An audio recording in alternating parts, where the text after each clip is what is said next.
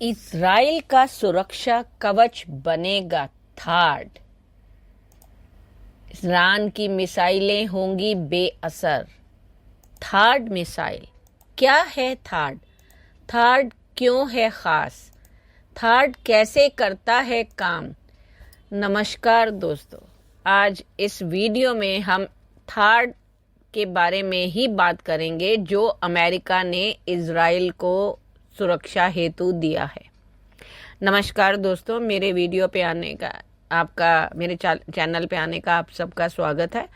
Video पसंद आए तो लाइक, कमेंट और शेयर ज़रूर करें। तो चलिए शुरू करते हैं कि क्या है थाड, कैसे करता है काम और किस तरह से ये इजराइल का सुरक्षा कवच बन गया है। किस तरह से ये ईरान हिजबुल्लाह के लिए बनेगा और कितना खतरनाक है अमेरिका का ये एंटी मिसाइल सिस्टम।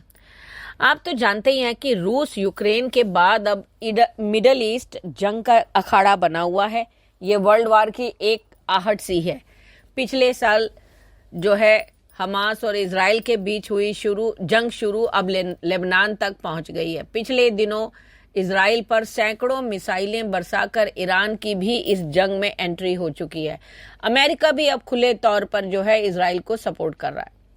अमेरिका ने इजराइल में 100 अमेरिकी सैनिकों के साथ एक terminal high altitude area defence, T for terminal, H for high, A for altitude, A for area, D for defence यानी कि एंटी मिसाइल सिस्टम को तैनात करने का फैसला किया है। ईरान ने 1 अक्टूबर को इजराइल पर हाइपरसोनिक मिसाइलों से हमला कर दिया था। ईरान की ये मिसाइलें काफी खतरनाक हैं। वहीं अब इजराइल की हवाई रक्षा के लिए अब अमेरिका ने थाड एंटी मिसाइल सिस्टम देने का ऐलान किया और दे भी दी। आखिर क्या है थाड? थाड का मतलब है, जैसे मैंने अभी बताया, terminal high altitude area defence. ये एक तरह का एंटी मिसाइल सिस्टम है। इसे अमेरिकी कंपनी लॉकहीड मार्टिन ने बनाया है। ये छोटी, मध्यम और कुछ हद तक लंबी दूरी की बैलिस्टिक मिसाइलों को हवा में ही नष्ट करने में सक्षम है। अमेरिकी कांग्रेस रिसर्च सर्विस के मुताबिक एक थाड बैटरी में 95 सैनिक, 6 ट्रक माउंटेड लॉन्चर, 48 इंटरसेप्टर, प्रत्येक लॉन्चर पर 8 होते हैं, एडवांस्ड रडार सर्विलांस और एक टैक्टिकल फायर एलिमेंट शामिल है। कितनी कीमत होगी इसकी एक बैटरी की? हर एक थाड बैटरी की लागत लगभग $1 अरब है। बहुत ज्यादा है, प्रभावी भी तो है। इस सिस्टम को प्रभावी ढंग से ऑपरेट करने के लिए एक कुशल दल की आवश्यकता होती है। खबरें हैं कि 2 C-17 सैन्य परिवहन विमानों ने थाड उपकरणों को अलबामा से इजराइल पहुंचाया। इस तैनाती के रणनीतिक महत्व को नजरअंदाज नहीं किया जा सकता। कारण क्या है? कारण ये है कि चल रहे संघर्ष में अमेरिका के बढ़ते हस्तक्षेप का संकेत देता है। थाड को क्या चीजें हैं, क्या मुख्य विशेषताएं जो इसे स्पेशल बनाती हैं? देखो, सबसे पहले इंटरसेप्टर प्रौद्योगिकी, यानी थाड इंटरसेप्टर खतरों को बेअसर करने के लिए पूरी तरह से गतिज ऊर्जा पर निर्भर करता है, जो उन्हें विस्फोटक वॉरहेड का उपयोग करने वाली अन्य मिसाइल रक्षा प्रणालियों की तुलना में अद्वितीय बनाता है। उसका कोई मुकाबला नहीं है। परिचालन सीमा क्या है इसकी? यह प्रणाली 93 मील यानी 150 किलोमीटर तक की ऊंचाई पर स्थित अपने लक्ष्यों पर निशाना साध सकती है और उनकी अनुमानित सीमा जो है लगभग 125 मील या यूं कह लीजिए 200 किलोमीटर है। सिस्टम घटक क्या है इसके? इंटरसेप्टर मिसाइल आने वाले खतरों से टकराने के लिए डिजाइन किया गया। प्रेक्षपण यान, मोबाइल प्लेटफॉर्म जो इंटरसेप्टरों का परिवहन और प्रेक्षपण करते हैं। रडार प्रणाली क्या है? 870 से 3000 किलोमीटर की दूरी से खतरों का पता लगाने और उनका पता लगाने में सक्षम। अगला, अग्नि नियंत्रण प्रणाली इंटरसेप्टर के प्रेक्षपण और लक्ष्यीकरण का समन्वय करती है।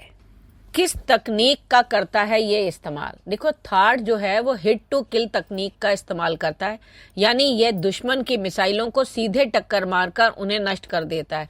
यह पुराने patriot air and missile defence system की तुलना में कहीं ज्यादा बड़े इलाके को कवर करने में सक्षम है।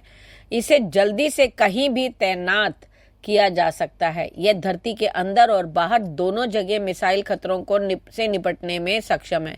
यही कारण है कि दुनिया भर के देशों को इस सिस्टम की दरकार है। इजराइल के लिए ये क्यों जो है हवाई सुरक्षा उसकी मजबूत होगी? इसके कारण क्योंकि पेंटागन के अधिकारियों का कहना है कि एडवांस थार्ड जो है वो एंटी मिसाइल सिस्टम जल्द ही इजराइल की हवाई सुरक्षा को मजबूत करने के लिए तैनात कर दी जाएंगी। राष्ट्रपति जो बाइडेन ने कहा कि इसका उद्देश्य सिर्फ और सिर्फ इजराइल की रक्षा करना है। थार्ड की तैनाती 1 अक्टूबर को ईरान द्वारा इजराइल पर दागी गई 180 से अधिक हाइपरसोनिक मिसाइलों के हमले का जवाब देने की उम्मीद थी, उसी के लिए लगाई गई। मिडिल ईस्ट में जारी जंग के बीच अमेरिका के ये कदम चर्चा के विषय बन गया है, क्योंकि थार्ड के ही साथ ही इजराइल में अमेरिकी सैनिकों को भी तैनात किया गया या और जो किया जाएगा। इजराइल में पहले से ही थोड़ी संख्या में अमेरिकी सेनाएं मौजूद हैं, वहीं अब लगभग 100 अमेरिकी सैनिकों की नई तैनाती होनी है।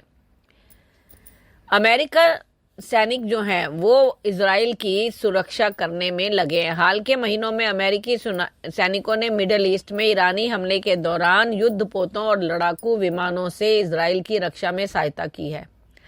अमेरिका के ये सैनिक इजराइल के बाहर स्थित हैं। तो आप यहाँ समझ गए। और कौन सी कंपनी ने इसे बनाया वो मैं आपको बता ही चुकी हूँ कि ये जो है कंपनी लॉकहीड मार्टिन है। और सबसे बड़ा सवाल है कि अमेरिका इजराइल में क्यों तैनात कर रहा था? क्या वो डायरेक्ट एक तरह से हस्तक्षेप कर रहा है या वो ईरान के खिलाफ है? देखो, बाइडेन प्रशासन ने इजराइल को ईरान और हमास तथा हिजबुल्ला सहित अन्य दुश्मनों से बैलिस्टिक मिसाइल हमलों से बचाने के लिए सुरक्षा बढ़ा दी। क्यों बढ़ाई? क्योंकि पहल जो है ईरान ने कर दी। अब वो एक बहुत बड़ी गलती ही है। वो ये दिखाना चाह रहा था कि उसमें दम है, लेकिन इससे आम जनता जो है वो त्राही त्राही मचा रही है।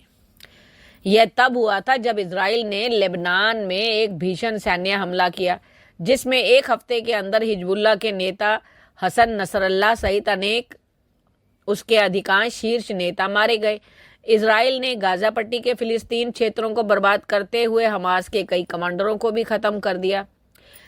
ऐसे मौके पर जब ईरान ने अप्रैल में इजराइल पर 180 से ज्यादा मिसाइलें और ड्रोन दागे थे, फिर 1 अक्टूबर को ईरान ने एक बार फिर इजराइल पर 180 से ज्यादा बैलिस्टिक मिसाइलों से हमला किया था।